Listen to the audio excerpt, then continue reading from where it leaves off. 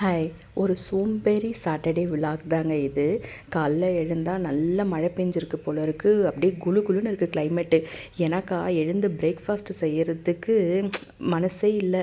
நான் என்ன பண்ணேன், இவங்கள அப்படியே டைவர்ட் பண்ணி விட்டுட்டேன். எங்கள் வீட்டு ஆளுங்கிட்ட அவங்களுக்கு பிடிக்காத பிரேக்ஃபாஸ்ட்லாம் சொன்னோம்னா அவங்க அப்படியே ஆட்டோமேட்டிக்காக வழிக்கு வந்துடுவாங்க. ஏன்பா உப்புமா செய்கிறேன்ன நோ அப்படின்னாங்க. சரி ரவா உப்புமா செய்கிறேன்ன நோ அப்படின்னாங்க. சரி சேமியா உப்புமா செய்கிறேன்ன நோ நோ நோ அப்படின்ட்டாங்க. சரி வெளியே போய் சாப்பிட்லாமாப்பா அப்படின்னு கேட்டதுக்கு எஸ் சொல்லிட்டாங்க. அந்த மாதிரி எங்களோட ஃபேவரட்டான ஒரு கடை இருக்குங்க. இந்த பெரிய ஹோட்டல்லலாம் நம்ம சாப்பிட்ற டேஸ்ட்டை விட சின்ன சின்ன கடைங்கள்லாமே வந்து நல்ல டேஸ்ட்டாக இருக்கும் ஃபுட்டு. அந்த மாதிரி ஒரு கடையை நாங்கள் பிடிச்சி வச்சுருக்கோம். அவருக்கு எங்களை நல்லா தெரியும். நாங்கள் என்ன ஆர்டர் பண்ணுவோன்னு கூட தெரியுங்க. அது டீஃபால்ட்டாக அவரே வந்து என்னென்னா 2 தோசை ஒரு பூரி தானேன்னான்வார். ஆமான்ற மாதிரி என் பையனுக்கு பூரி, எங்கள் 2 பேருக்கும் தோசை. அதை சாப்பிட்டுட்டு சூடாக ஒரு டீங்க. அப்பா ஒரு சொர்க்கமே கண்ணு முன்னாடி வந்து நின்ன மாதிரி இருந்துச்சு.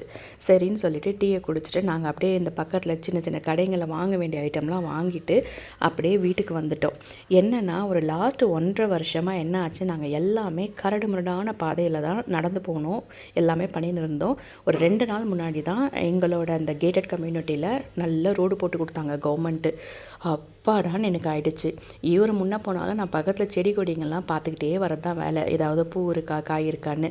இந்த பூ எனக்கு ரொம்ப பிடிக்குங்க. ஸ்மெல்லும் வந்து அடிச்சிக்கவே முடியாது. எனக்கு நிறைய செடி வைக்கணும்னு ஆசை. பட் அப்பார்ட்மெண்ட்டில் எங்கெங்கே செடியை வைக்கிறது. அதுக்கப்புறம் நமக்குன்னு ஏதாவது ஒரு வீடு கட்டினோம்னா அப்போ நல்ல இடம் வச்சு நிறைய செடி வைக்கணும்னு தாங்க எனக்கு ஆசை.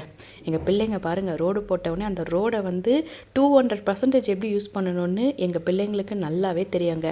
இப்படி தாங்க சாட்டர்டே மார்னிங் இருந்துச்சு.